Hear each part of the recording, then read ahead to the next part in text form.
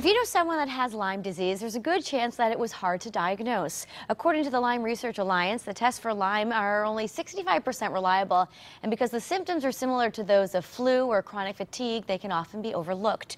Joining me now are Peter Weil, the Executive Director of the Lyme Research Alliance, and Johanna Lipschutz, the Lyme disease patient.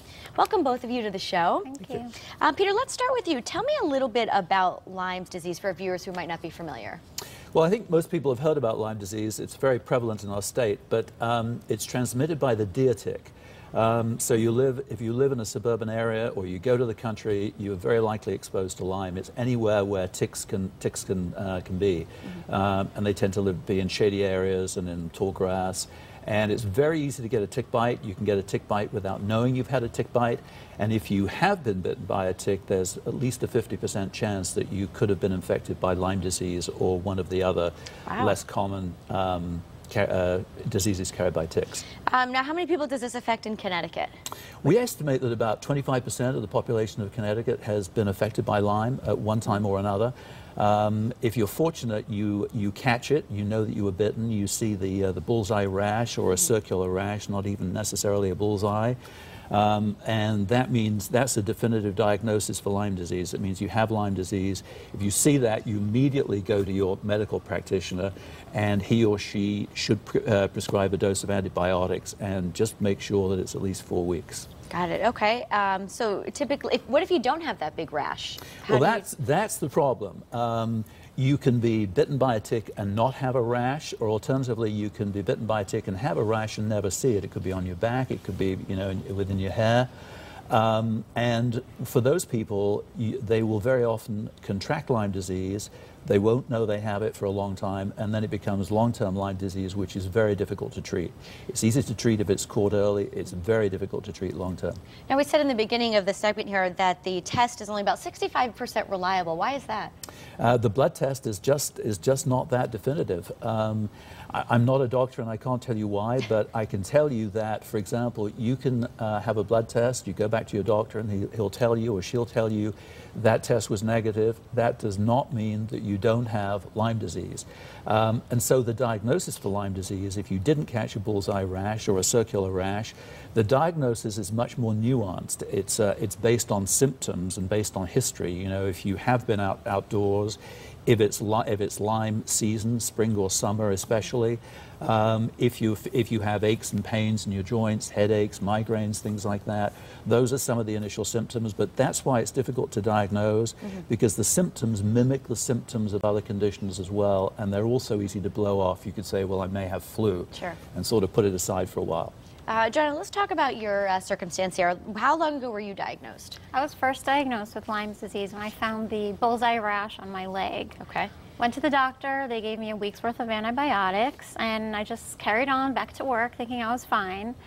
That was April 2005. So April 2011, I'm getting fevers, aches, migrating joint pain. I went from sleeping from 6 hours to 10 to 12 hours.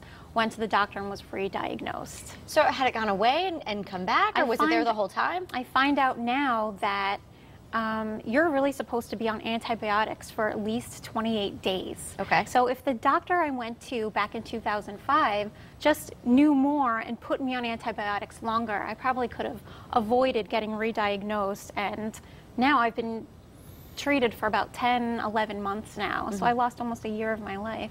And how are the conditions now, today? It's getting better. Lots of pills, lots of antibiotics.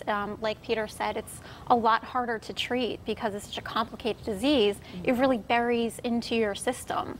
So they just have to do more antibiotics. Now, would you say initially, were you outside? Were you in the weeded area? I know exactly where I was. You do know, tell us. I was in Chappaqua, New York, which is apparently really prevalent for Lyme's.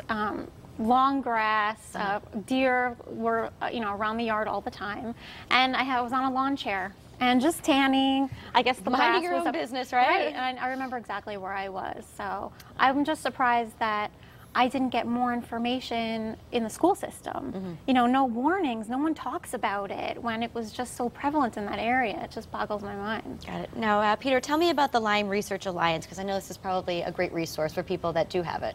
Absolutely. We do two things. We primarily raise funds for medical research into Lyme disease, and there are two big needs at the moment. One is, we've touched on already, which is the diagnostic test is not reliable, and so we're funding researchers who are pushing the boundaries on that and getting toward a test that'll be 100% reliable, which is what everybody needs. And secondly, a cure for long-term Lyme disease, like Joanna's. At the moment, it's really an incurable condition. It's treatable, you can alleviate the symptoms, but it's not curable. So we raise funds and we support medical researchers who are doing work in those two areas. And we're making a lot of progress at the moment. The technology is getting better, and we're really close in both those areas to getting some answers, which is really exciting. Great, and people can help out by coming to these fundraisers that you have planned, right? Tell us the details. Well, that's the other thing we do. We raise money to do these good things.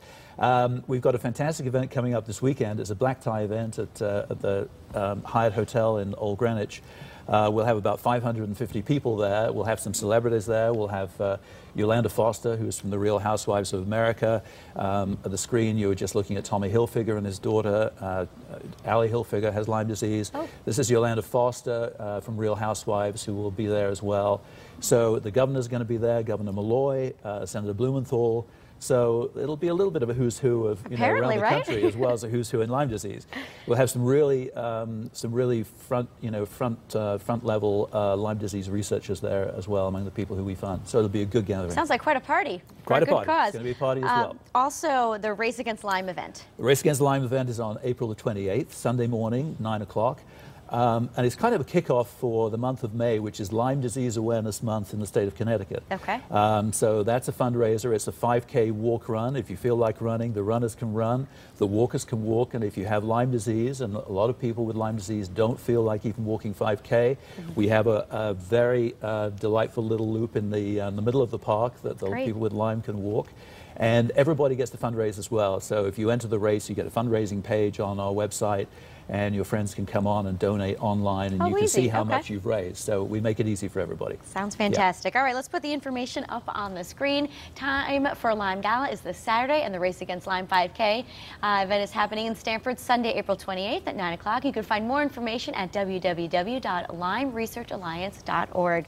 Joanna, thank you so much for being here and sharing your story. Peter, thank you for the information. Thank you. All right, up next, Jen Presserata shares her favorite spring dip recipes when style returns. Don't go anywhere.